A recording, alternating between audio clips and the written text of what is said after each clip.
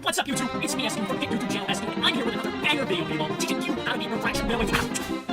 Oh, please, you didn't actually think I would start a video off with what's up, YouTube, did you? And this background music, are you kidding me? It would be content. You gotta keep an eye out for these every back I tell you, even if they are terrible at it. And, speaking of, welcome to the brief guide to refraction railway, where we will be talking plenty about these sneaky purple people. Trust me. But before I can get into properly, I do need to explain what this video will update you about most spoilers, but you really shouldn't be here every 6 since, why would you? Regardless, this video will cover this railway's unique format, gimmicks, all 10 flights, and the general strategy and mindset needed to get this content. And since I actually want to keep this brief this time, I promise you that's the end of the intro. I know, no subscriber show anymore. So let's start by talking about the format really quick. It's important to mention this railway is quite different from previous ones in case you didn't know the importance. Instead of even going to dictate the flights, railway form properly gives us sections of ways. The first and the second section are both 3 ways long, and the third and fourth sections are both 2 ways. This has a big impact on the playability of certain IDs in EO, namely ramp IDs and heavily impacted with passives, and also change the playstyle pretty significantly, but not into detail when it comes to specifics. Well, now we have fun gimmicks, and in railway 4's case, its gimmick is pretty in-depth, at least compared to previous railways. Backup is technically a part of a large mechanic in this railway known as chain or chaining, which basically makes the maximum amount of sinners you can bring into a battle 12. In fact, it kind of makes the minimum amount of sinners you can bring into a battle also 12, since you are not allowed to select less than that on the sinner select screen. Backup refers to the second half of sinners you select after the initial 6 that will first be sent to the battle. These backup dancers will replace fielded sinners when they die, arriving onto the field in the order you selected it, starting from 7 all the way down to 12. The more important part of chain backup are the deployment order effects. These are 12 different buffs that are assigned sinners based on the order you selected it in, and generally the benefits get better as you go down in the numbers, and that you need to have additional die to get benefits. We'll talk about that in a while in a minute. First, let me just list all the buffs associated with each number and go into way too much detail as to their exact upsides and potential downsides. Your first deploy ID gives +2 identity levels, meaning +2 offense level, +2 defense level, and a bit more HP. This is a good amount of potential data production and increase in stickiness, but this does come with a downside, which is that communicating with that need would no longer give the sanity benefit, assuming that the ID selected first is on the floor with applying by default, which is highly recommended as well. Since they would then be high level, then yet losing out on any sanity can be a pretty big downside for a lot of IDs, but this is actually an objective upgrade for an ID like Competition, since her sanity would no longer be lowered when their allies would be lower 45. Or someone like a player gets almost objective upgrade, since he doesn't always want the sanity user to die, but that's not necessary. The second deployment buff is +10 for starting SP and +3 SP heal efficiency. Unlike Railway 3, rest stops in Railway 4 do not maintain your SP going through them, meaning accelerated SP gain and an initial +10% chance to hit heads is some nice consistency to start off the fight with. Though I think the biggest benefit of this buff is if you use it alongside an ID with a strong spammable base ego or an ego gem, since the +3 SP heal efficiency means you can more rely on the ego spam without needing to regular SP, or in the case of base ego, you actually gain SP if it's not fucking right now with my attention, which this is important to have for a lot of fights in this railway, since, well, yeah. The third and fourth deployment buffs have less interesting things to say, since they are just +2 offense level, +2 defense level respectively. The deployment buff is +2 to max speed, which presents a whole bunch of potential interaction benefits. First of all, any ID reliant on speed for conditionals is a decent boost for this, and while Rabbit Heath was made to first, he's not very good in this rally due to the previously mentioned performance. Ladies like Pokemon Blue, Saint Sinclair, Butter Yoshi, and so on are obviously good options for the slots. However, the less obvious benefits of IDs are the same in terms of abilities. Having Yoshi in particular with air strategy has 2/agility and skill super that can be used more reliably with this buff. Same goes for Dawn, Faust, and even agility with the Ego like I mentioned earlier. Even outside of those, +2 to max speed is just important to like all, since as you can see, being outspent by certain gas speed or having motherfuckers is anything fun. And anything counteract that is very useful. Again, don't underestimate this buff and assume it's useless. Try to utilize it. Using it on an ID that can get some kind of meaningful value out of it, whether that's just to be giving it to one of your most reliable clashers or one of the previously mentioned IDs. The last buff that we use initially would be 5% more max HP, which is a buff that exists. Nice. The next buffs all require at least one ID on the field to die, though number 7 is obviously the easiest to get to, and +1 flash power alongside 15 starting SP is a pretty good benefit. And in fact, all of the backup IDs have increased SP on deployment, compared to all the way up to 30 with the 12 ID. This particular benefit is potentially worth getting bad ID or you see slot under the having died, which also means that you resources for your skills and the 17 level battle with this benefit defense level max HP. Sadly, the other upsides for this are not quite as good, especially considering how many IDs you need to die in order to get it. The 8th selected ID takes 10% less damage, so basically a permanent protection. The 9th gets +5 aggro, which is interesting, but generally not all that important. The 10th slot does 10% damage, basically free damage up, and the last 2 slots are actually good. 11 being +5 power, and 12 being +3 identity buffs. These all are better buffs, but I think it's best to serve as what they should be, backup, with the potential exception of the 7th slot ID, which could be tactically gotten with the sacrifice of the ball. If you like the idea of the strategy and then sacrifice any ID or the on 7th, base Ishmael is an ID most everyone never uses left using access to Ishmael is already games. Base Ishmael also has the value line to its range and do the right attack on herself if you die without lowering your allies' SP, and then bring in your proper 6th quote-unquote team member. Of course, for ultimate safety, bringing a team of 12 fully leveled and outside IDs is just objectively best, since this means you have double the firepower with basically the downside. However, not everyone has the luxury of 12 strong leveled and outside IDs, so how many IDs do I recommend having before even attempting this round? Well, I think around 7 or 8 is good to aim for with a support filling in that last slot, since there's no reason to not use the support. Please don't be sure to use supports. As for specifics of IDs for you, well, let's not dilly down, we can actually talk about this in seconds. Section 1 presents us with 3 flights, Project Survey, with Knights Butlers plus and then lastly, taking a look at all of them broadly, there's a color in the type that is best to build into, and that is Slash. Portrait of certain days retweet, most of the others retweet, and so is Yellow. For this section, I personally highly recommend it in HD, specifically Yellow Sang, Faust, Dawn, and Yellow Sun. The else there can also be used, the Yellow do not rely on it. By the way, I first slotted Yellow and Double Yoshi. Even though Yoshi has no pride skills, easy seeking the same flash with insight and slash skills and bloom generation ever valuable fluids, and I would stand by him being one of the easiest IDs to reach any fight in the game. The reason I believe HD works so well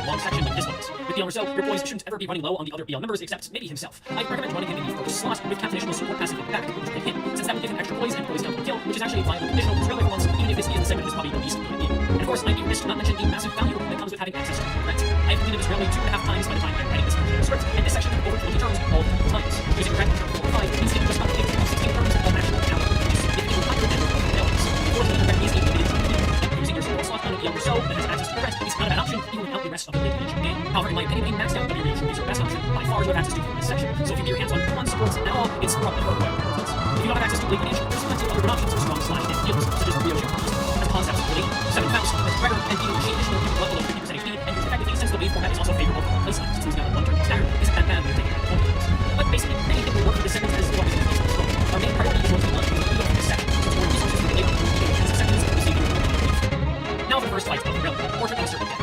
As expected in our rally with kind of no head, this fight is pretty brainless and starts off completely normally, throwing out some relatively weak attacks, and you will still probably end up losing quite a bit, so don't feel too bad about it, since you are at the mercy of RNG, considering you're starting at 0 sanity and 0 hero resources. This is made slightly worse by the fact that most attacks done by Portrait inflict sinking. Luckily, it's a low amount of sinking to start off, but remember, we're in this fight for 3 waves, meaning that any amount of sinking is a ticking time bomb that has a high likelihood of going off eventually. After 3 turns of doing nothing significant, the degree might have an share. Succeed up and Portrait will gain 3 offensive down with this turn. And this check, the item you chose will be 30 SP. Yeah, this is significant because blind times to captains you're unlikely to have a single 1845 SP, besides making it 180 unique SP boost too. And it's pretty important to win this check in order to gain momentum for the rest of the fight instead of lose it. It's not an instant reset if you fail, but it's certainly nice to, not lose 30 SP for no reason. The turn after this check, Portrait of a Certain Day will summon 5 portraits into 6 guaranteed single blade and attacks. Each one you get a clash against, will be the Portrait is the master support. Now why are there 6 attacks with 5 portraits? I don't know, but I do know that attacking Portrait itself during this phase is pretty much useless since it decides to cosplay as a cycle 4 buster in Fox or Railway 2 and gain up agility action and even significant resistance. So against ideally all of these skills giving less weight back to action. But then we need to reveal it for the master support with 3 offensive down and it helps us be consistent. After this turn, all of the portraits will use a defensive skill, but the one you want to keep an eye out for, the master's portrait, will use a guard skill instead of an evade skill, and that's the one you should focus down this turn. If you don't see one with a guard skill, you must have lost one of your clashes and gotten lucky. The portraits don't have a ton of health. Personally, I always use a DDR on it, so if you kill heads and have 15 charge, you'll activate the 1 kill effect to refund 7 charge, but 2 decently powerful skills will work just fine, and the portrait will only continue using his weak and 1 skill, so 1 or 2 of your IDs can easily take that in favor of just killing the master's portrait as soon as possible. Killing the other non-master portraits is just a downside, since any portrait will eventually be able to stats back, which makes slashing against portrait harder and makes it 100% damage as well. One of your IDs is forced to become an interloper by the ratio between master's portrait, and more of the interloper status effect will be inflicted for every 10% of HP, Portrait of a Certain Day loses, so beyond this point, Portrait is another classic DPS race. It is worth noting that after the master's portrait is clean, stronger attacks will be used. By this point, you've had 2 charges to clash against extremely weak skills, so your sanity should be out of line with both of you with these slightly more combat skills, and if it's a little scary, Portrait of a Certain Day has 5 fragile at this point, which means it should be staggering that same turn, or the turn after that at most. Even of those skills, the only truly scary one is this one, which has a pretty respectable base roll, and only gets even more flash power and attacking, basically not easy now, on it. So if you're that, you can flash. That's there's not much more to say about Portrait of a Certain Day, since after that turn, you will repeat his 3-turn cycle, and to recently Portraits, the same thing happening again, though by the time that happens, you should hopefully already be very close to killing him, and can nuke him down even with his sheer amount of protection he gains when the portraits are summoned. Immediately following Portrait, we have the second wave, which starts with Wuthering Heights butlers, and I mean, what is there to say? You've already probably brought slash IDs for the first fight, so the majority of the butlers are going to go down in maybe 2 or 3 skills. The only potential problem are the speed ranges, since some of the butlers have a pretty absurdly high 5 to 6 speed range, but even that isn't much of an issue considering you're in a focused two-turn format, and their attacks for the most part are good. If you're going to have any target priority, then butlers are certainly attack scary, health skills, okay.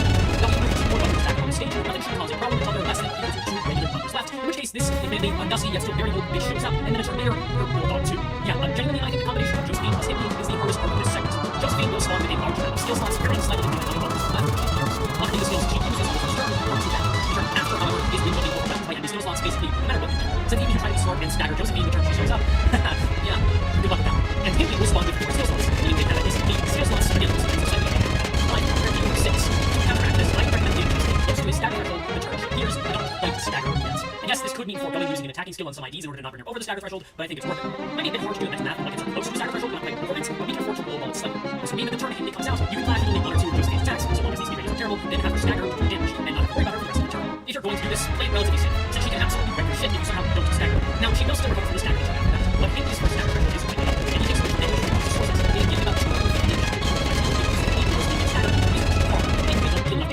to the same turn on him as we did Josephine the previous turn, bringing him closer to his stagger threshold and using only 1 or 2 skills on him, while mostly focusing only on stagger Josephine. The hope after that point is that we alternate between staggering them or straight up nuke Josephine the turn she is actually staggering and vulnerable. As for those skills, just try your best to be special and not get hit by Josephine's last skill, since it inflicts damage killing sinking for no good reason, and this Hit Me skill, which just rolls really well, is faster than you can. If you can get past the first turns of Josephine and Hit Me showing up, this wave should provide no real trouble. But it's a fun, albeit kind of scary bouncing act to deal with the 2 of them at once, so just be sure to be careful. And naturally, right after probably the hardest part of this section, we have Mili. Quite really can't get much advice on because, I'm sorry, she's really easy. You have advantage to just stagger her on turn 2, which isn't even that reasonable by the way, then stagger her again on turn 4, she'll just die.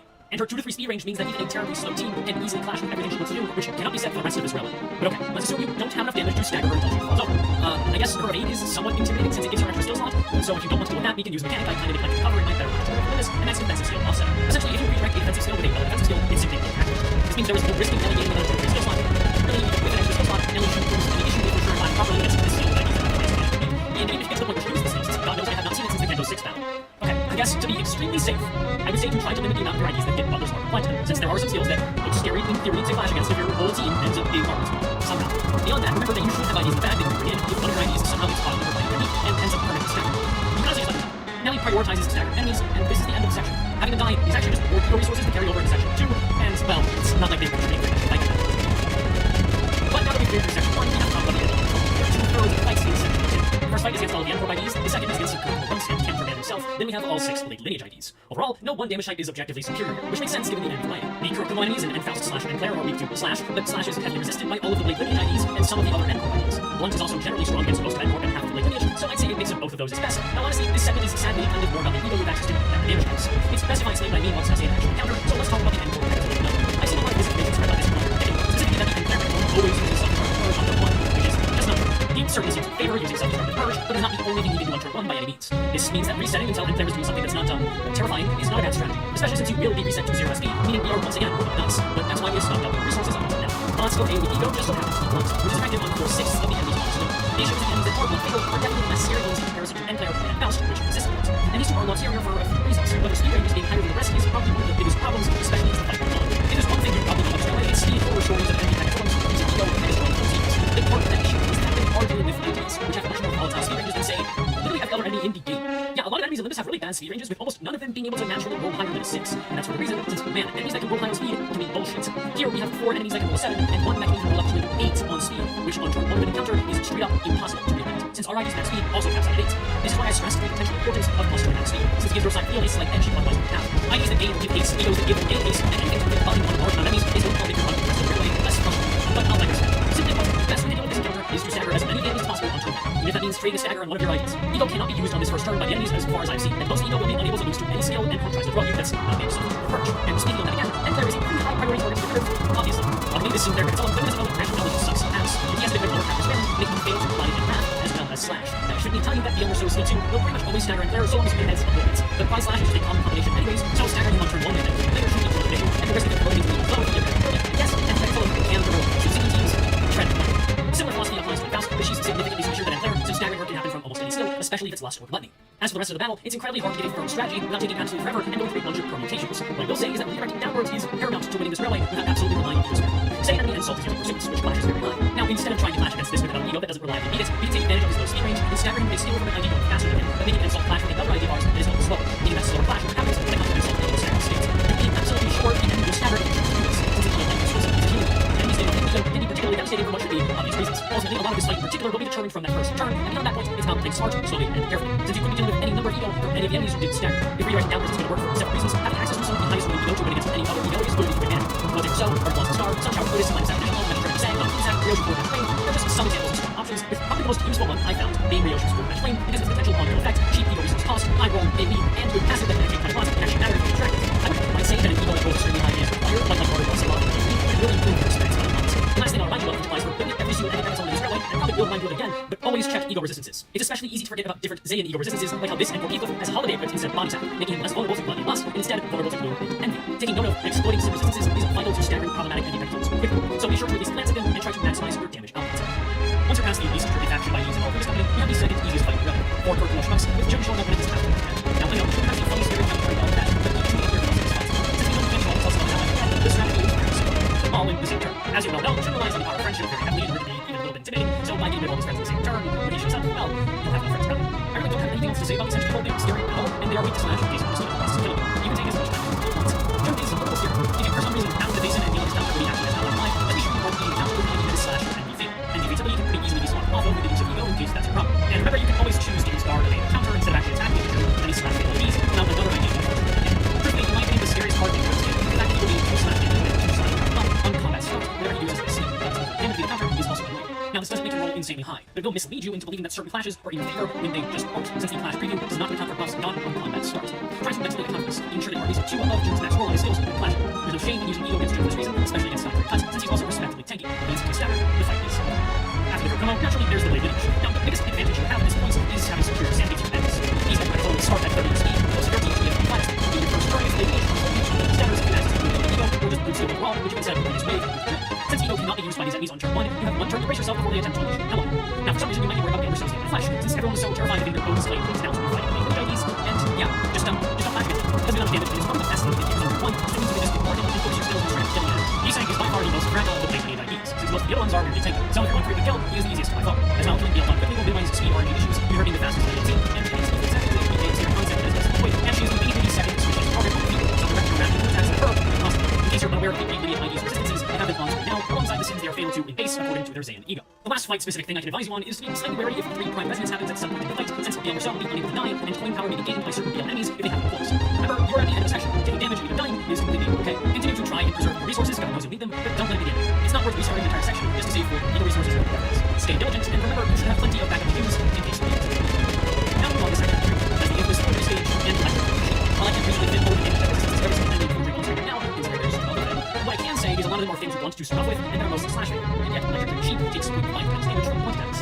But 2 times damage from slot should bring some alarm bells in your head if you watch some of my more recent videos. Yes, electric machine is totally destroyed by Trigger Reaper and a Trigger Team. The issue is that you pass all 3 fields use a Trigger Team, especially if you use houses Yellow on that Trigger Team, since ammo can end up being a problem. However, Forgery is another example of a stage where egos can matter more than damage types of skills. In terms of good IDs, Arthur Heathcliff and Yachironi are good, plus they are taking the ability, which is very valuable for them. Really saying, House, Fortis, and basically every other idea that we've done so far will do well. Even this year, not many warning, almost every idea Rainbow had to use at some point during the battle, though Pierce is still the worst damage type of Forgery overall. However, let's get more specific. Forgery is hell. I won't lie to you. This is probably the hardest fight in the railway on the whole, and hell, like most bad things, starts off with Pongo, K-Corp Pongo specifically, alongside Rhino Marceau, Seven Faust, Rabbit Heathcliff, Warbyoshu, and Dawn. A lineup of some of the most generically strong IDs in the game. Of those IDs, 4 of them are fatal to once and are extremely squishy attack. For us, the other 2 are very not squishy, especially K-Corp Pongo, who we actually can choose to ignore for fun. His attacks aren't too scary, and killing him is really trouble since his passive will prevent his death.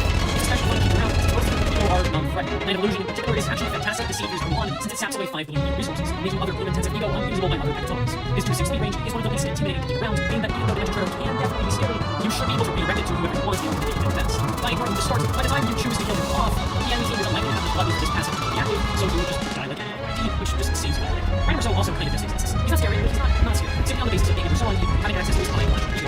Regardless, your plan should be to scatter most of these key IDs with either ego or straight attacks. A proper weakness with ADD, Mouse Yada, and Funds will has to work for you with despair. Again, almost anything will work. Of these 4, if there's any to focus, I'd say Seven Faust and Warbyoshu are the scariest. Seven Faust just has solid base rolls and some intimidating ego, though use of everlasting is actually good to see since clashing against it isn't that hard, and Warbyoshu isn't scary to begin with, but her ego are strong, and if she gets a charge to use DDR, don't let her do that. Rabbit Heathcliff has inconsistent rolls since he's not always going to be at 6+ speed, and W Dawn will never get off from space unless you let her gain charge for some reason, so they are lower priority targets to kill. We tried this stage a couple of turns in only the beginning of the distance skills they are using, but experience is a sort of idea of fight. And doesn't take that long compared to losing fight later down the line, so if you're going to be set for instance, then early than big target. However, this stage is infamous because of 6 of these things. Oh no, we are in here for the long haul.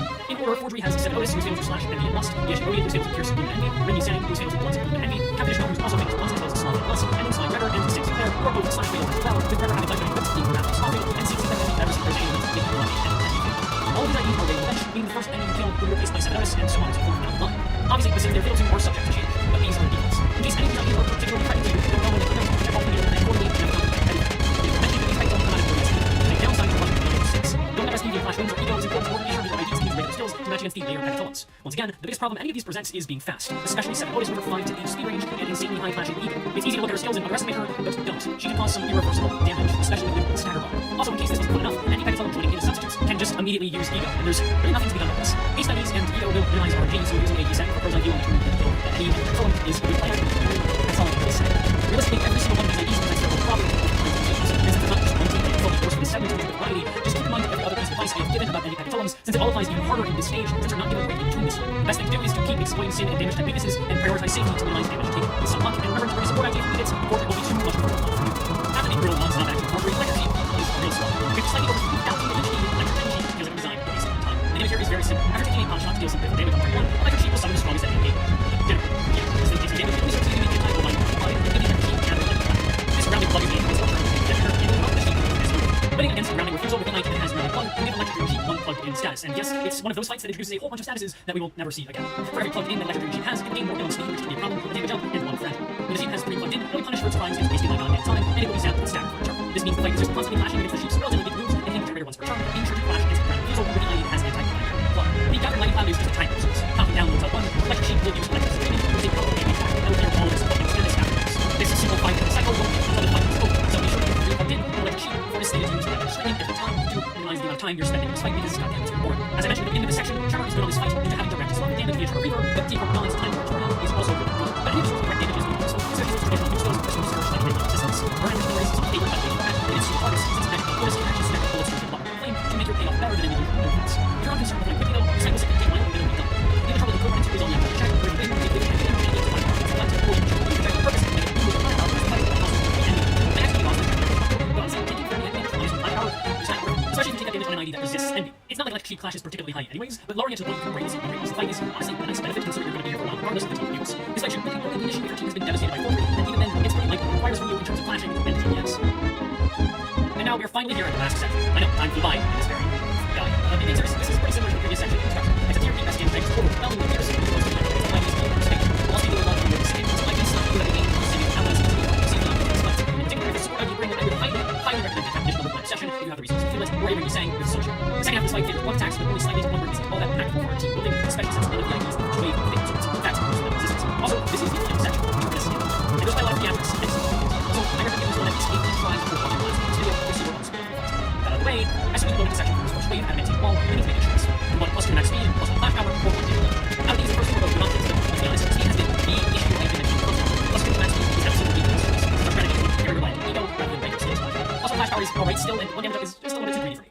For the easiest time getting this fight, plus 2 max speed just makes sense. Alongside plus 2 max speed, we'll be shot up to 20 SP and gain random welcome. Random welcome gives us pride, hero resources, and another random hero resource for a different affinity when we stagger with heal enemy. It's an alright potential benefit, but the hope is that you have enough resources and stock to use as much ego as you could possibly want to by now. Build starting SP at 20 is nice, and the ending will also start at 40 SP, and the stuff screws will come in 30 SP. Speaking of, it's time to list a punch by ease again, but I won't list all of the basic resistance moves. Instead, we'll call it over same as the 3 1. That makes it well being some fatal, fatal, and notice, backgrounds, and all of which are pure speed. So, the strategy is pretty clear. Any 7 attack with pure ego like Epic Stem, Sun Shower, or Obsession are going to be fantastic. They deal simply certain amounts of damage and hit all targets, also giving you resources back via Grand Bump. Epic Stem is technically the best way of flavor, just because blood is a good damage like this IDs, but Blind Sessions has speed is immensely useful for blood in first counter. Remember, it can always find ways to blow. Sun Shower has protection because it has safety, but even 3 attack with pure ego are going to be well for you, but the higher attack may be better. There is one thing to mention, and that is Sun Shower. He's taking and loses sanity on flash lose, and has potential to use ego and lower his sanity. You can say, but that even if you is zero. Frankly, even if you use ego, ego also is Tell him always practically flashing. Now you can take a risk and assume what his allies will do, but you can also just choose to let him win a clash in order to raise his sanity, or brush him down with some good slash heals, both of which will work just fine since he doesn't even do that much damage. Just watch out for his skill 3 giving him a ton of self-sinking. After these 6 have been dealt with, the backup in order are Dead Rabbit's Boss Rousseau, the ESGOO Blue, the ESGOO Guardian, and the ESGOO Set, all of which are pure fatal once again, and Iseg is our only difference in save ego, adding 5 on days equipped instead of providing enemies fatal to us. Run. The last 2 are Sync Dawn and Sync Equip.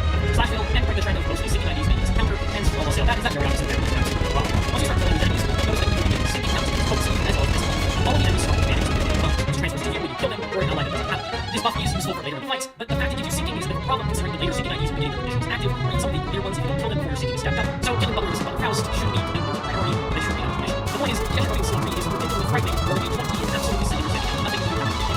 Again, this shouldn't be an issue with properly utilizing ego for most of the clashes. You don't need much more resources beyond this point. Just keep in mind that getting hit by anything is more punishing in this fight once you have syncing stacked up. And if my plus max speed is just by far less complicated, it's not just more control and more confidence in the ball. This ball is being fight, which is significantly easier than ordinary once the last pack has been defeated, the king binds himself with the second battle, prompting you to choose between healing 15 SP, gaining 2 of every ego resource, or another 1 damage up. These are far less impactful than the first choice, so pick which are ones you're best. Then there will be a check that you pass to have your syncing count potency, or you can just fail and nothing happens, no big deal, just disheartening. Now the king binds himself. The final fight in Game 4, and he is injured. I can't even really pretend like this fight is anything besides just generic clashing and killing, but I'll try.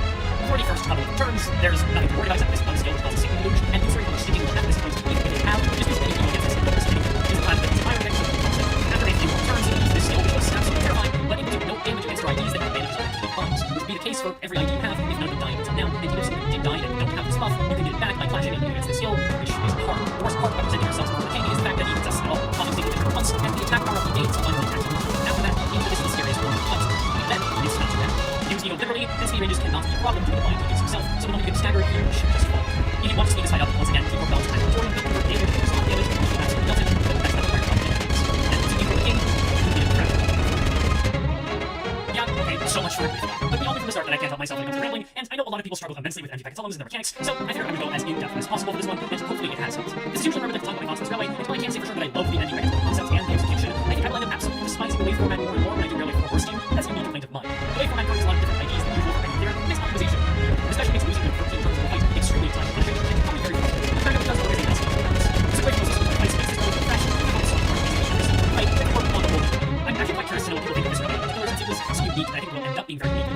noise, and also how I move forward after using this guide. So let me know about that in the comments down below. But that's all I have to say. This guide has already sat way far before time, and my time, since I've been living through the entire thing, I'm this really double checks and somehow that. Anyways, as always,